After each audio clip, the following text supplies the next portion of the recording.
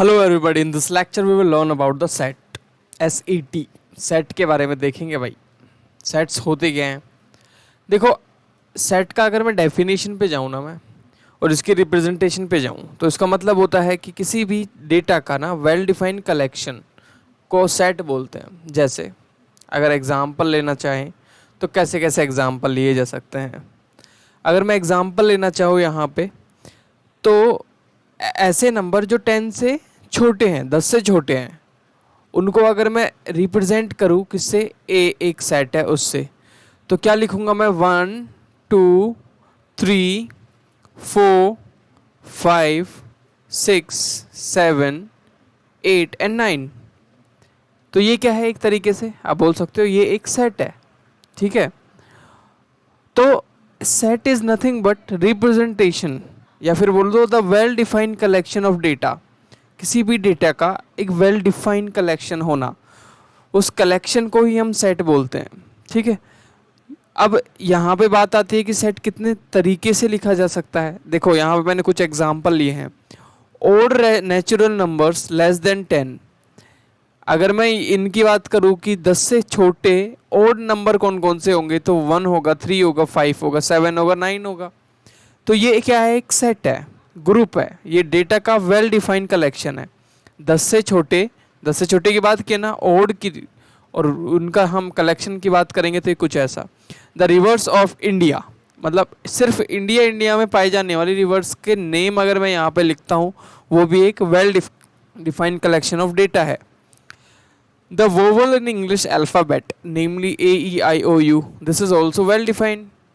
तो आप बोल सकते हो कि किसी भी डेटा का वेल डिफाइंड कलेक्शन, इसको हम क्या बोलते हैं? इसको हम बोलते हैं सेट। जितने भी तरीके के ट्रायंगल्स होते हैं, उन ट्रायंगल्स का कलेक्शन, उन सबको हम क्या बोलेंगे? सेट बोलेंगे। समझ आ गई बात? तो किसी भी डेटा का वेल डिफाइंड कलेक्शन को हम सेट बोलते हैं।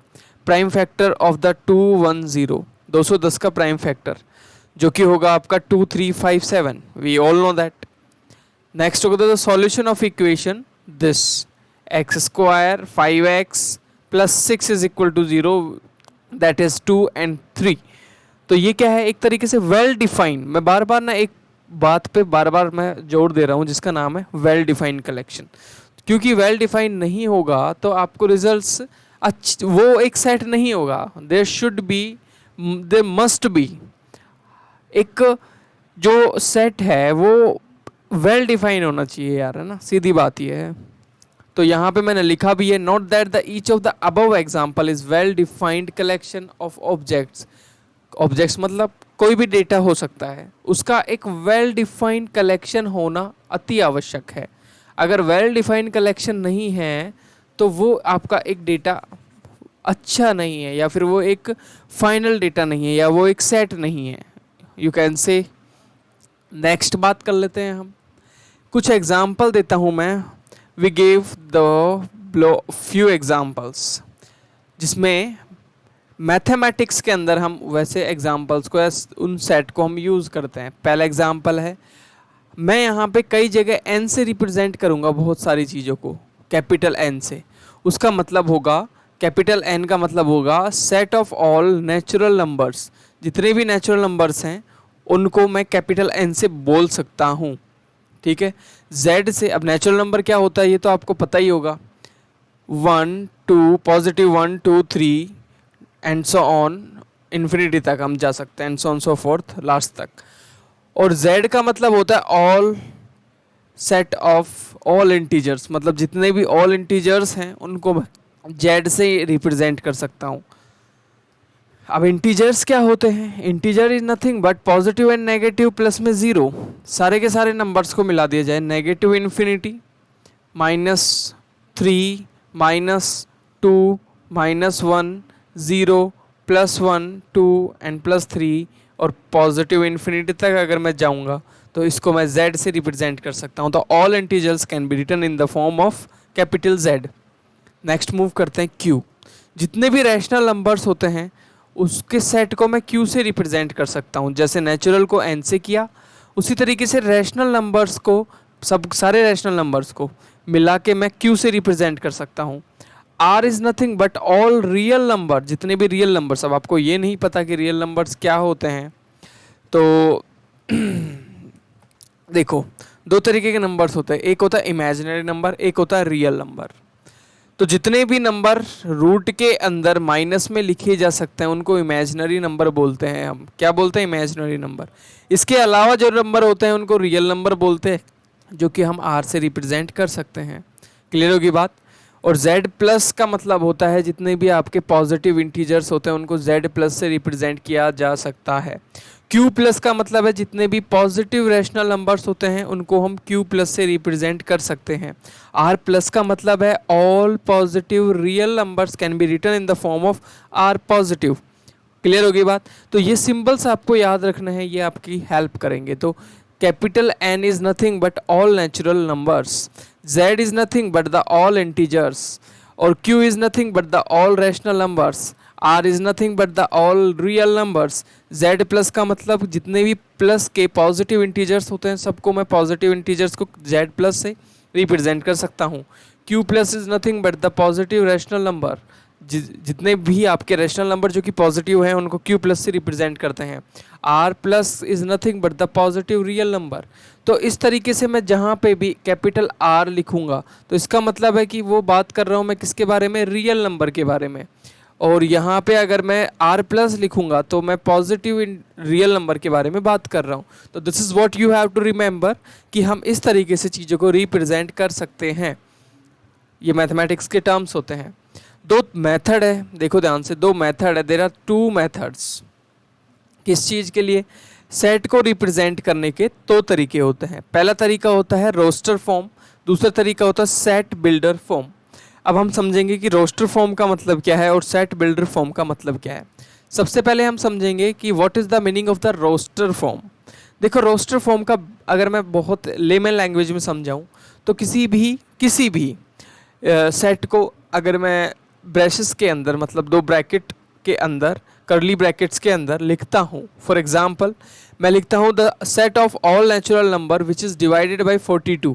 ठीक है, ये तो एक सेंटेंस की फॉर्म हो गई, लेकिन मैं इसको कर्ली ब्रैकेट्स के अंदर पूरा का पूरा वैल्यू को लिखता हूँ 1 2 3 6 7 14 21 42। तो ये जो सेट लिखा है ये सेट किस फॉर्म में है? ये रोस्टर फॉर्म में है या टैबुलर फॉर्म में है। आप बोल सकते हो roster form is nothing but किसी भी डेटा का पूरा खुला हुआ फॉर्म जो कि दो कर्ली ब्रैकेट्स के अंदर लिखा जाता है। बात आगे समझ में? रोस्टर फॉर्म का मतलब ये होता है। नेक्स्ट होता है सेट बिल्डर फॉर्म।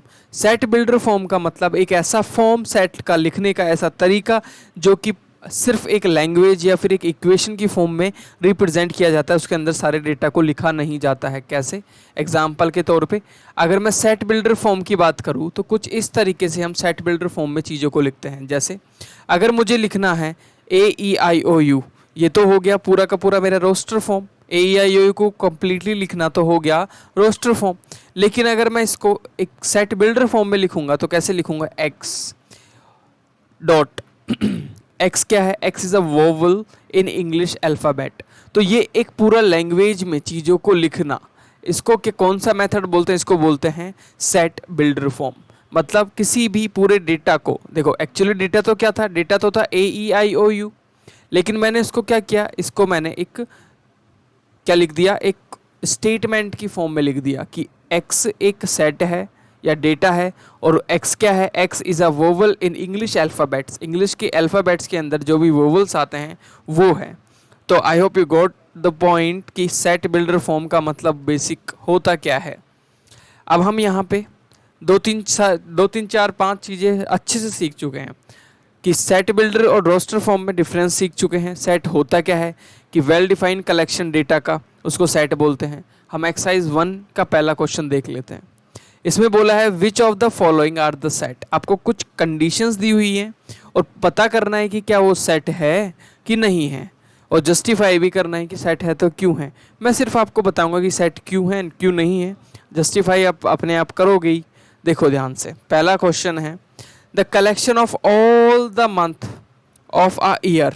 एक ईयर, एक साल में मंथ की बात हुई है। कौन कौन से मंथ की बात हुई है?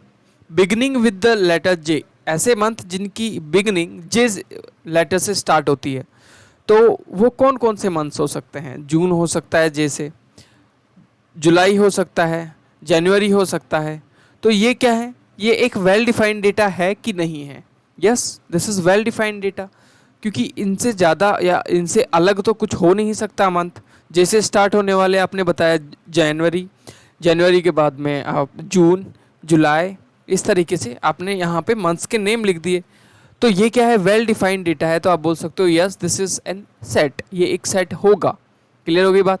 लेट्स मूव फर्दर, आगे चलते हैं। The collection of 10 most talented writer of India. देखिए इंडिया के अंदर कितने राइटर टैलेंटेड हो सकते हैं? 1000, 2000, 3000। और कौन ज़्यादा टैलेंटेड है इसका थोड़ी ना आपको पता है। तो ये कोई आप तीन, कोई भी आपके फेवरेट अलग हो सकते हैं, मेरा फेवरेट अलग हो सकता है। This is not universal. लेकिन जो ईयर के जो आप मंथ के नाम थे वो तो हर जगह पे जैसे स्टार्ट होने वाले 3-4 ही होंगे, 3 ही होंगे। लेकिन जो मोस्ट टैलेंटेड राइटर हो सकते हैं, आपको क्या पता कि फिक्शनल बुक्स पसंद हो तो फिक्शनल राइटर्स अच्छे लगते हो, मेरे को नॉन फिक्शनल बुक्स पसंद हो, मुझे नॉन फिक्शनल राइटर्स अच्छे लगते हो। तो ये एक वेल डिफाइंड डेटा नहीं होगा, तो यहाँ पे इसका ये एक सेट नहीं बन सकता। आगे चलते हैं।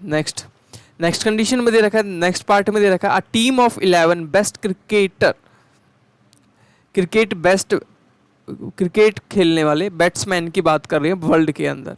तो क्या 11 बैट्समैन हो सकते हैं कि किसी की अलग पसंद हो सकती है, किसी की बिल्कुल ही अलग पसंद हो सकती है। तो ये क्या इस डेटा से एक वेल डिफाइंड ऑब्जेक्ट्स का सेट बन सकता है? यस और no? Can we create a well defined set of object? क्या हम बना सकते हैं? नहीं बना सकते हैं भाई। क्यों नहीं बना सकते हैं? सीधी सी बात है। आपको कोई अगर कोई भी ये बोले कि टॉप बैट्समैन की लिस्ट बनाओ, तो आपके लिए कोई अलग आपका फेवरेट हो सकता है, मेरे लिए कोई अलग एक फेवरेट हो सकता है। तो इस तरीके से वेरी करेगा, ठीक है। तो आप बोल सकते हो this collection is not a set. ये जो कलेक्शन होगा वो एक सेट नहीं होगा। समझ आ गई बात?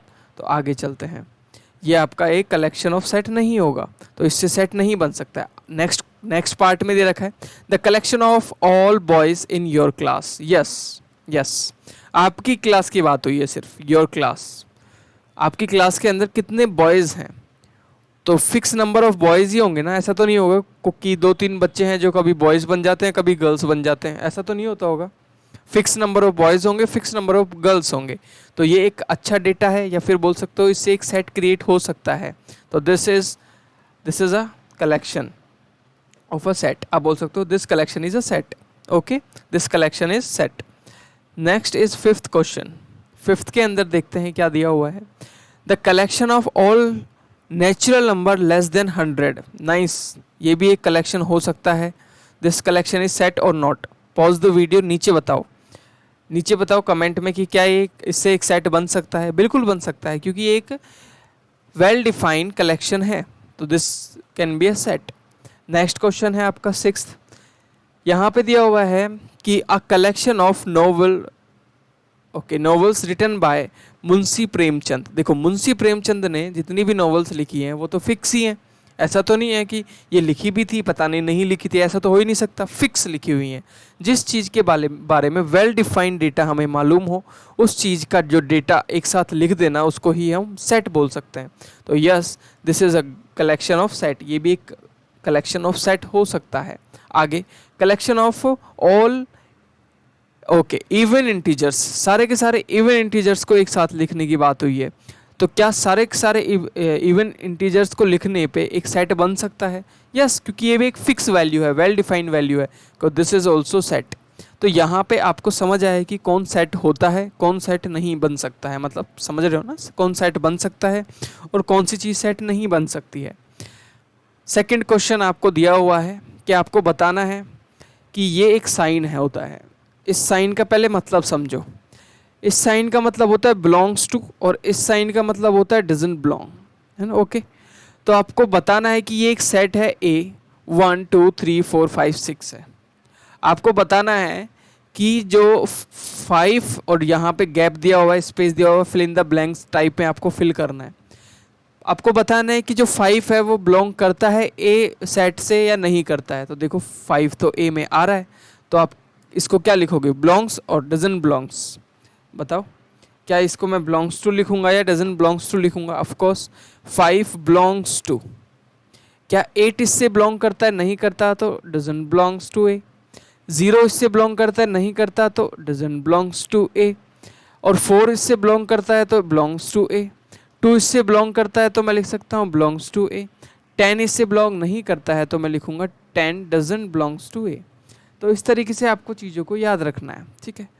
तो इस तरीके से हमको चीज़ों को याद रखना है कि कोई चीज़ किसी सेट से बिलोंग करती है तो उसके लिए ऐसा साइन रिप्रेजेंट करता है, नहीं करती है तो ऐसा साइन रिप्रेजेंट, इस साइन से रिप्रेजेंट करते हैं। फॉर एग्जाम्पल मैं लिखता कि 20 डैश बिलोंग्स टू ए और डजन बिलोंग्स टू ए, तो ऑफ कोर्स ये इससे बिलोंग नहीं करती है तो डजन बिलोंग्स टू ए। तो ये साइन का मतलब समझाने के लिए ये क्वेश्चन आपको दिया हुआ है। इस साइन का मतलब होता है बिलोंग्स टू, कि कोई भी डेटा उस ए मतलब सेट ए से बिलोंग करता है। और अगर मैं इसको ऐसे क्रॉस कर देता हूँ तो इसका मतलब होता है डजन बिलोंग्स, बिलोंग्स नहीं करता है, बिलोंग नहीं करता है। तीसरा क्वेश्चन है, इसमें आपको चीज़ें रोस्टर फॉर्म में दी हुई हैं। आई ऑलरेडी टोल्ड यू कि रोस्टर फॉर्म क्या होता है और सेट बिल्डर फॉर्म क्या होता है। तो आपको क्या करना है, आपको राइट द फॉलोइंग सेट इन आपको यहाँ पे सेट बिल्डर फॉर्म में दिया हुआ है। ये एक सेट बिल्डर फॉर्म है, इसको आपको ना रोस्टर फॉर्म में या टेबुलर फॉर्म में लिखना है। कैसे लिखेंगे, बहुत ईजी है। आपको एक को तरीके से एक x क्या है, एक डेटा है किसी सेट a का, और बोला हुआ है जो x है एन इंटीजर, और एक इंटीजर है x, लेकिन जो इंटीजर है वो कैसा है, -3 से बड़ा या इक्वल और 7 से छोटा। तो आपको बताना है कि इस डेटा के अंदर कौन कौन से नंबर आ सकते हैं और कौन कौन से नहीं आ सकते हैं। बहुत इजी है, बहुत ही ज़्यादा इजी है।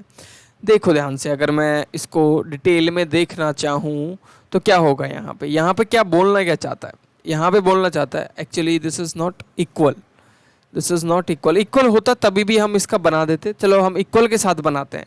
एनसीईआरटी में इक्वल का साइन नहीं है, आई थिंक मैंने जानबूझ के यहाँ पे इक्वल का साइन लगाया है। तो आपको यहाँ पे डेटा क्या मिलेगा, सबसे पहले तो इंटीजर की बात हुई है, एक्स क्या है, डेटा है किसका, एक सेट ए का। तो आपको बताना है कि इसके अंदर कौन कौन से नंबर आएंगे। तो -3 और 7 के बीच में कौन कौन से इंटीजर्स आते हैं, जो कि -3 के बराबर और उससे बड़े होने चाहिए लेकिन 7 से छोटे आने चाहिए। तो आपको पता है -3 तो खुद तो आएगा ही आएगा। इससे बड़ा कौन कौन हो सकता है जो 7 तक जाए, -2 हो सकता है, -1 हो सकता है, 0 हो सकता है, फिर +1, 2, 3, 4, 5 और 6, क्योंकि 7 तो आ ही नहीं सकता, इसको तो इक्वल तो लिखा ही नहीं है। तो दीज आर द वैल्यूज़ जो कि इस वाले सेट के अंदर आपकी सेटिस्फाई होंगी। तो ये वाला कौन सा फॉर्म हो गया, इसको बोलते हैं set builder form, set builder. और ये वाला कौन सा फॉर्म हो गया, इसको बोलते हैं roster form,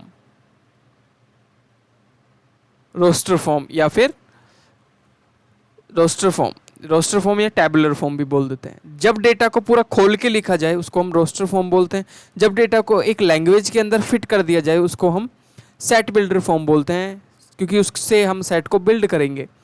next second question है इसी का ही, कि एक x क्या है, डेटा है किसी सेट b का, और x क्या है, actually x is are natural number less than 6। आप मुझे बताओ नेचुरल नंबर कहाँ से कहाँ तक स्टार्ट होते हैं, 1 से स्टार्ट होते हैं। लेस देन 6 की बात हुई है तो कौन कौन से नंबर यहाँ पे आने चाहिए, 1 आना चाहिए, 2 आना चाहिए, 3 आना चाहिए, 4 आना चाहिए, 5 आना चाहिए, 6 तो नहीं आएगा ना, लेस देन 6 की बात हुई है। नेक्स्ट आपसे तीसरे में C कोई सेट है जिसका डेटा है x, और x क्या है, x is a 2 digit natural number, natural है लेकिन 2 डिजिट नंबर है। तो कहाँ से स्टार्ट होता है 2 डिजिट, 10 से स्टार्ट होता है। Such that the sum of its digit is 8। Very nice, बहुत अच्छा क्वेश्चन है। तो कौन कौन से ऐसे नंबर हो सकते हैं 2 डिजिट, वो भी नेचुरल भी हो 2 डिजिट भी हो। कौन कौन से फिल्टर लग रहे हैं, ध्यान से सुनो। नंबर जो होना चाहिए वो 2 डिजिट भी होना चाहिए, नेचुरल भी होना चाहिए, दो फिल्टर लग गए, और जो उनके डिजिट का जो सम होना चाहिए वो 8 होना चाहिए। तो ये 3 फिल्टर लगाने हैं और फिर बताना है कि कौन कौन से नंबर यहाँ पे आ सकते हैं, कौन कौन से नंबर यहाँ पे हम लिख सकते हैं। तो सीधी सी बात है, पहला जो नंबर लिखा जाएगा वो लिखा जाएगा 17, ठीक है, 17 लिख सकते हैं। उसके अलावा और कौन सा नंबर आ सकता है, 26, इसके भी देखो 7 और 1 8, 2 और 6 8। नेक्स्ट 35, 35 के बाद 44, 44 के बाद 53, 53 के बाद 62, 62 के बाद में 71, ओके, और 80। ये ऐसे नंबर हैं जो कि बस, इसके अलावा कोई नंबर होगा नहीं जिसका सम जो होगा वो एक्चुअली क्या होगा, 8 होगा, जिनके डिजिट्स का देखो 7 प्लस में 1 8 हो गया, 2 और 6 8 हो गया, 5 3 8 हो गया, 4 और 4 8 हो गया, 5 प्लस में 3 8 हो गया, 6 और 2 8, 7 और 1 8, 8 प्लस 0 8। तो ये ऐसे नेचुरल नंबर भी हैं, सारे फिल्टर लगा दिए मैंने तब जाके ये वैल्यू आई है। नेक्स्ट लिखा हुआ है कि वेरी नाइस, इसमें लिखा हुआ है कि एक x डेटा है जो कि आपके सेट D का है और x क्या है, प्राइम नंबर है विच इज़ डिवाइज़र ऑफ 60। हाँ, तो आपको ये बताना है कि डिवाइज़र ऑफ 60 आपको निकाल के लाना है। D एक डेटा है, तो आप मुझे बताओ 60 का अगर मैं प्राइम फैक्टर करूँ, अगर मैं 60 का यहाँ पे प्राइम फैक्टर करूँ तो यहाँ पे कौन कौन सी वैल्यूज़ आएंगी। देखो सबसे पहले 60 का प्राइम फैक्टराइजेशन करने पे यहाँ पे वैल्यू आएगी 2 इंटू 2 इंटू 3 इंटू 5, ये आएगी भाई, बिल्कुल आएगी। तो आप बोल सकते हो कि 2 3 and 5 only the elements of this set. Why? क्योंकि यही आ रहे हैं प्राइम फैक्टर करने पे 60 के, तो यही आपके क्या है, डिवाइज़र भी है 60 के। तो यहाँ पे जो एलिमेंट्स आएंगे सेट के अंदर वो आएंगे 2। आप 2 को ना 2 बार नहीं लिख सकते, उन्होंने बोला है कि प्राइम नंबर भी हो और 60 का डिवाइज़र भी हो, जो 60 का प्राइम 60 को तोड़ने पे निकलता हो। तो एक तो 2 हो सकता है, एक 3 हो सकता है और एक 5 हो सकता है। तो this is the value of this set, समझ में आ गई। नेक्स्ट आपका जो सेट होगा E, उसके अंदर जो चीज़ लिखी हुई है वो लिखी हुई है कि यहाँ पे आप मुझे all set of all letter in the word trigonometry. अब ध्यान से जो समझने वाली बात ये है यहाँ पे कि यहाँ पे कौन कौन से आप सेट के अंदर लेटर्स को लिख सकते हो। एक तो T लिख सकते हैं, एक R लिख सकते हैं, एक I लिख सकते हैं, एक G लिख सकते हैं, यहाँ तक तो ठीक है। फिर TRIG O भी लिख सकते हो, ठीक है, O भी लिख सकते हो। अब N भी लिख सकते हो, फिर से O लिख सकते हो क्या, नहीं, जो एक है लेटर 2 बार आ गया उसको सिर्फ एक बार ही आप लिख सकते हो। और N के बाद में यहाँ लिख सकते हो M के बाद में E और Y, ठीक है। मतलब अगर कोई लेटर 2 बार आ रहा है, E 2 बार आ रहा है तो उसको एक बार ही लिखना है। ये चीज़ यहाँ पे सिखाना चाहते हैं बेसिकली। किसी भी आप बोल सकते हो टेबुलर फॉर्म में जब हम चीज़ों को लिखेंगे, तो जैसे कि 2 नंबर आ रहे थे पीछे भी हमने देखा था कि यहाँ पे 60 का फैक्टर में दो जो है वो 2 जो है वो 2 बार आ रहा था, लेकिन यहाँ पे आपको डेटा जो है वो एक बार ही लिखना है। तो नेक्स्ट हम देखेंगे the set of all letter in the word better. अब यहाँ पे देखो B आएगा, एक E आएगा और एक T आएगा और एक R आएगा, ठीक है। तो बेटर से बनने वाले जो सेट बनेंगे वो कुछ इस प्रकार बनेंगे। B आएगा एक तो सिर्फ और C, सिर्फ और सिर्फ B, और एक लिख सकते हैं E, एक लिख सकते हैं T, और E ऑलरेडी आ चुका, T ऑलरेडी आ चुका, तो बच्चा कौन, R। तो ये आपके क्या होंगे, आपका ये होगा टेबुलर फॉर्म। नेक्स्ट आप चौथे क्वेश्चन की तरफ बढ़ते हो। यहाँ पे आपको जस्ट उल्टा करना है। यहाँ पे हमें आपको टेबुलर फॉर्म मिलेगी, रोस्टर फॉर्म मिलेगी, उसको सेट बिल्डर फॉर्म में कन्वर्ट करना है। तो यहाँ पे देखना है कि आपको डेटा क्या दिया हुआ है। यहाँ दिया हुआ 3 6 9 12, ओके। इसको कैसे कन्वर्ट करेंगे, एक बोल सकते हो कि एक स्टेटमेंट की फॉर्म में। तो देखो कैसे कन्वर्ट करेंगे, ध्यान से सुनना है, वो कन्वर्जन ही इम्पोर्टेंट है भाई। यहाँ पे कैसे कन्वर्ट करके किस तरीके से हम इसको लिख सकते हैं, क्या लिख सकते हैं। सबसे पहले तो ये सोचो, यहाँ पे सॉल्यूशन देखते हैं इसका। क्या लिख सकता हूँ मैं, क्या लिख सकता हूँ, the given set can be written in the set builder form as, कैसे लिख सकते हैं देखो, कि इसको ए बी सी कुछ भी मान लेते इसको सेट ए मान लेते हैं। सेट ए का जो डेटा है वो एक्स है, और एक्स क्या है यहाँ पे, एक्स जो है वो 3n के बराबर मान लेते हैं, 3n n है ना, दिस इज n है। x let me erase little bit, जो x है वो 3n है, x जो है वो x is equal to 3n, और n क्या है पता है, n belongs to natural number, और यहाँ पे जो n है वो बिलोंग करता है आपके नेचुरल नंबर से। उसके अलावा एंड जो n की वैल्यू होगी वो कितनी कितनी रख सकते हैं हम, देखो यहाँ पे अगर 3 चाहिए और 12 तक चाहिए तो n की वैल्यू यहाँ रखेंगे 1 से इक्वल या बराबर और 4 से इक्वल या उससे छोटी।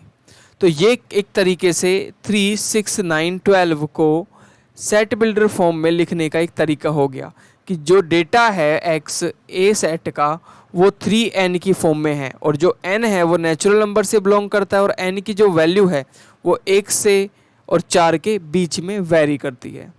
तो इस तरीके से आपको सेट बिल्डर फॉर्म में चीज़ों को लिखना होता है। नेक्स्ट आपको दिया हुआ है यहाँ पे 2, 4, 8, 16 और 32, इसको कैसे लिखोगे, इसको आप पॉज करो, अपने आप से लिख के देखो। तो यहाँ पे भी हम लिख सकते हैं कि इसको बी सेट मान लेते हैं या सी सेट, को जो भी आपको पसंद हो वो मान सकते हो, और जो डेटा है x मान लेते हैं, और x जो है वो क्या है यहाँ पे देखो ध्यान से, जो x है वो क्या, मैं ऐसे लिख सकता हूँ, x इज़ नथिंग बट 2 की पावर 1, 2 की पावर 2, 2 की पावर 3 करने पे ये आया, 2 की पावर 4 करने पे 2 की पावर 5, तो 2 की पावर n लिख सकता हूँ मैं यहाँ पे, बिल्कुल लिख सकता हूँ।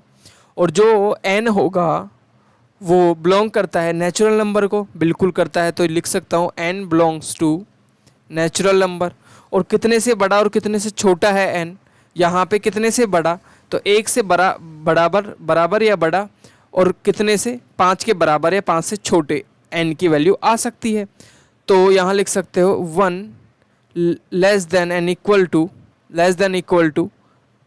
And greater than equal to, यहाँ पे 5 तक ले सकते हो वैल्यू। तो this is the set builder form of the complete data जो आपको दिया हुआ है। नेक्स्ट थर्ड क्वेश्चन कुछ इस प्रकार है, यहाँ पे आपको देखो, यहाँ पे 5 का स्क्वायर, फिर 5 की पावर 5 का स्क्वायर ये रहा, 5 की पावर 1, 5 की पावर 2, 5 की पावर 3, 5 की पावर 4, इस तरीके से दिया हुआ है। तो इसको भी आप कुछ इस तरीके से लिख सकते हो कि ये एक कोई सी सेट है, क्या है, सेट सी है, जिसमें जो डेटा है x है, और x जो है उसको मैं 5 की पावर n की फॉर्म में लिख सकता हूँ, और जो n है वो 1, 2, 3, 4। तो जो n है पहले तो वो बिलोंग करता है किससे, नेचुरल नंबर से, और जो n की वैल्यू होगी वो 1 से लेके 1 से बड़ी या बराबर n की वैल्यू, और बराबर है आपकी 1, 2, 3, 4 से बड़ी और 4 के बराबर। तो ये आपकी सेट बिल्डर फॉर्म है इस पूरे के पूरे सेट की लिखने की। नेक्स्ट है यहाँ पे 2, 4, 6 लिखा हुआ है। अब 2, 4, 6 को और डैश डैश डैश आगे भी लिखा हुआ है, तो यहाँ पे आप बोल सकते हो डैश डैश डैश का मतलब क्या है कि आगे चलता जाएगा। तो बेसिकली ये तीनों क्या हैं, ये यहाँ पे इवन नंबर हैं, इवन नेचुरल नंबर है। तो यहाँ पे इसको कैसे रिप्रेजेंट कर सकते हो, x is an even natural number. तो यहाँ पे लिख सकते हो कि d कोई एक सेट है, और जो d का जो डेटा होगा x मान लेते हैं, x क्या है, d का डेटा, और x जो है वो क्या है, x is an even natural number, x is an even natural number. अब आपके दिमाग में आएगा कि आपने यहाँ पे लिमिट क्यों नहीं लगाई, क्योंकि यहाँ पे ट्रिपल डॉट्स आ रहे थे। ट्रिपल डॉट्स का मतलब जो चीज़ यहाँ तक हुई है वो कंटिन्यू जा रही है आगे तक। क्लियर हो गई बात, यहाँ पे 100 तक चीज़ें रुक रही हैं। तो यहाँ पे बेसिकली देखो किस तरीके से रुकी हुई है, ये 1 है, फिर यहाँ पे 4 है, फिर 9 है। तो क्या ये स्क्वायर जैसा नहीं लग रहा कि 1 का स्क्वायर, फिर 2 का स्क्वायर, फिर 3 का स्क्वायर लिखा हुआ हो, ऐसे 10 के स्क्वायर तक चीज़ें जा रही हो। तो यहाँ पे आपका जो अभी ई मान लेता हूँ कोई सेट है जिसका जो डेटा है x वो बिलोंग करता है, x जो है उसको मैं लिख सकता हूँ n square, x is nothing but small n square, और जो n है वो बिलोंग करता है नेचुरल नंबर से, n belongs to natural number, और n की जो वैल्यू होगी वो 1 से लेके 1 से बराबर, 1 से छोटी जो होगी, और कितने के बराबर और कितने से छोटी होगी, 10 के बराबर। तो ये आप बोल सकते हो कि एक तरीके से सेट आपका हो गया। तो ये आपका सेट बिल्डर फॉर्म हो गया इस पूरे के पूरे वैल्यू का। This next is your fifth question. Fifth question में लिखा हुआ है list all the elements of the following sets. आपको इनको लिस्ट करना है।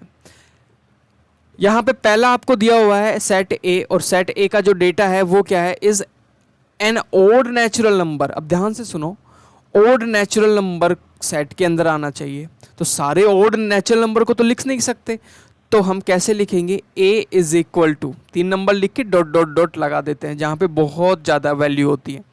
तो कौन कौन से नंबर यहाँ पे आ सकते हैं, 1 3 5 7 है ना।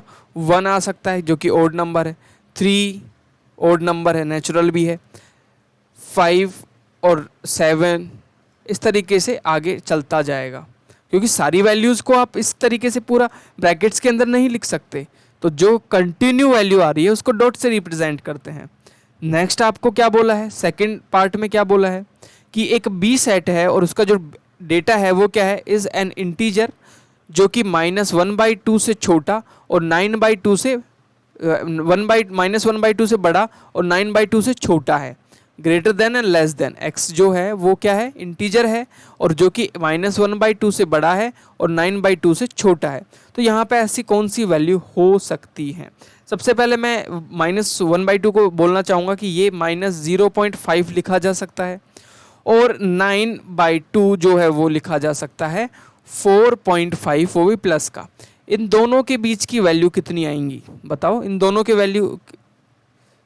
बीच में वैल्यू कितनी हो सकती है, -0.5 और आपके 4.5 के बीच में कितने इंटीजर्स आ सकते हैं, बहुत सारे इंटीजर्स आ सकते हैं, बहुत सारे इंटीजर्स। तो मैं यहाँ पे क्या कर सकता हूँ, यहाँ पे कौन कौन से इंटीजर्स है जो मैं लिख सकता हूँ, how many integers are here. तो मैं यहाँ पे लिख सकता हूँ, मेरी मर्जी से लिख सकता हूँ, यहाँ पे 0 लिख सकता हूँ, बिल्कुल लिख सकता हूँ, क्योंकि 0.5 के बाद में 0 आएगा।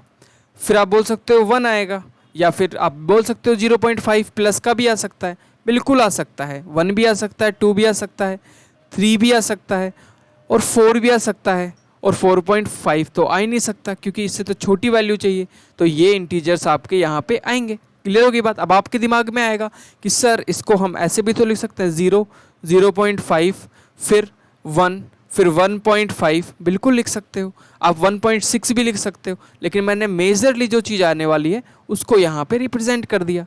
समझ पा रहे हो ना मेरी बात को। ओके, नेक्स्ट है x एक इंटीजर है जिसकी वैल्यू, मतलब एक इंटीजर उठाओ और उसकी वैल्यू को स्क्वायर करो, लेकिन जो वैल्यू आनी चाहिए स्क्वायर करने पे वो 4 के बराबर या उससे छोटी आनी चाहिए। तो कितनी वैल्यूज़ हैं जो 4 के बराबर या उससे छोटी आ सकती हैं यहाँ पे इंटीजर्स में। तो देखो ध्यान से, देखो ध्यान से, x कोई भी इंटीजर हो सकता है। x को मैं यहाँ पे 8 लिखता हूँ, मतलब 8 ले लूँ, 8 का स्क्वायर कितना होगा 64, जो कि 4 से क्या है, छोटा है या बराबर है, नहीं है ना। तो वही इंटीजर्स ले रहे हैं जिनकी वैल्यू 4 से बराबर है, 4 से छोटी आए। तो कौन कौन से इंटीजर्स पे 4 के बराबर है, 4 से छोटी आएंगी, -2 पे आएगी, -1 पे आएगी, 0 पे आएगी, और +1 पे आएगी वैल्यू, और +2 पे आएगी वैल्यू। तो ये वो वैल्यूज़, ये वो नंबर्स होंगे जिस पे आपकी जो वैल्यू होगी एक्स स्क्वायर करने पे वो 4 के बराबर या 4 से छोटी आएगी। I hope you got the point. Next आपको यहाँ पे दिया हुआ है कि डी एक सेट है और जिसका डेटा क्या बोलता है, X is a letter in the word loyal. Loyal से के अंदर से कौन कौन से वर्ड बन सकते हैं, तो LOYA बन सकते हैं। अगर LOYA, L तो आप लिख नहीं सकते क्योंकि मैंने बोला रिपीट नहीं कर सकते, तो LOYA ये जो लेटर होंगे वो इसके अंदर सेट बिल्डर फॉर्म में, रोस्टर फॉर्म में, या सेट बिल्डर से रोस्टर फॉर्म में आप लिख सकते हो LOYA। L क्यों नहीं लिखा, क्योंकि यहाँ पे L दोबारा से यूज़ हुआ है इसी के अंदर से। क्लियर होगी बात।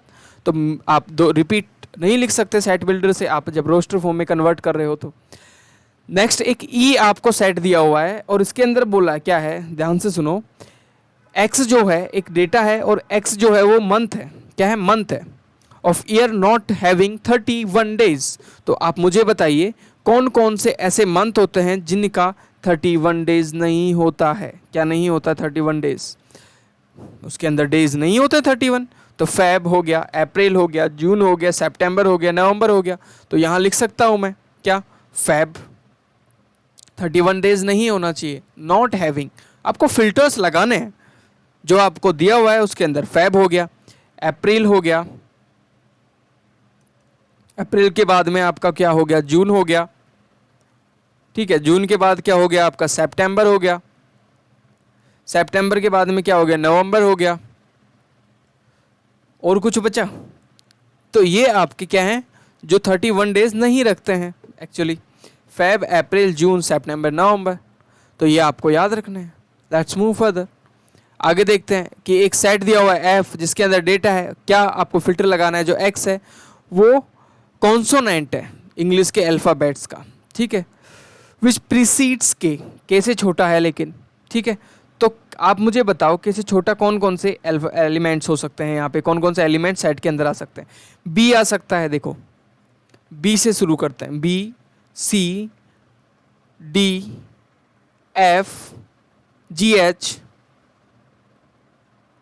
इसके अलावा कुछ और, जे, ठीक है। तो ये आपके यहाँ पे आ सकते हैं डेटा। के से छोटा होना चाहिए, के नहीं होना चाहिए। तो ये कॉन्सोनेंट है जो कि आपके इस सेट के अंदर प्रेजेंट होंगे। I hope you got the point. Next जो है वो इम्पोर्टेंट क्वेश्चन नहीं है, लेकिन समझ लेते हैं समझने में क्या जा रहा है। तो इसमें बोला है कि आप मैच करो, बेसिकली क्या करना है, मैच करना है। पहले आपको दिया हुआ है match the each of the set left from the right 1 2 3 6। ये जो है पहला वो 1 2 A B C D में से किसको मैच करता है। तो पहला आपको दिया हुआ है x is a prime number and divisor of 6। समझ पा रहे हो ना। तो ये किसको करता है, आप सोच के देखो को किसको करता है, डिवाइजर ऑफ 6। तो यहाँ पे x is a natural number and divisor of 6। तो ये भी आपका एक अच्छा क्वेश्चन है। तो 6 से डिवाइजर होने वाले पहला जो होगा वो किससे मैच करेगा, 1 2 3 6। ये किसको फॉलो करेगा, 1 जो है वो C को फॉलो करेगा या C को मैच करेगा।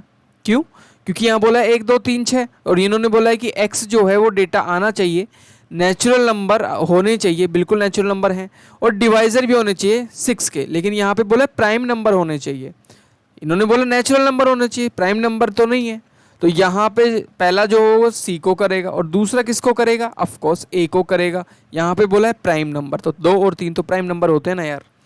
इसके बाद में यहाँ पे अगला जो है वो किसको मैच कर रहा है, थर्ड वाला जो है मैथमेटिक्स, वो ऑफ कोर्स इसको मैच कर रहा है D को। और फोर्थ वाला जो है बचा कौन बिना सोचे समझे इसको मैच कर रहा होगा, लेस देन 10 है ना, नेचुरल और नेचुरल नंबर लेस देन 10। तो इस तरीके से मैच कर देंगे। तो दिस वाज द 1.1 सेट। अगर आपको ये पसंद आया तो प्लीज़ लाइक करो, please do subscribe this channel, और if you have any doubt please let me know in the comment section. और किसी भी टॉपिक के ऊपर वीडियो चाहिए उसको भी आप नीचे कमेंट बॉक्स में लिख सकते हो। और जहाँ पे आपको लगा कि यार यहाँ पे मुझे आपको डाउट है, अलग से एक वीडियो बना देंगे उसके ऊपर, आप नीचे कमेंट बॉक्स में बता दो। Thank you everybody, I hope you like my video.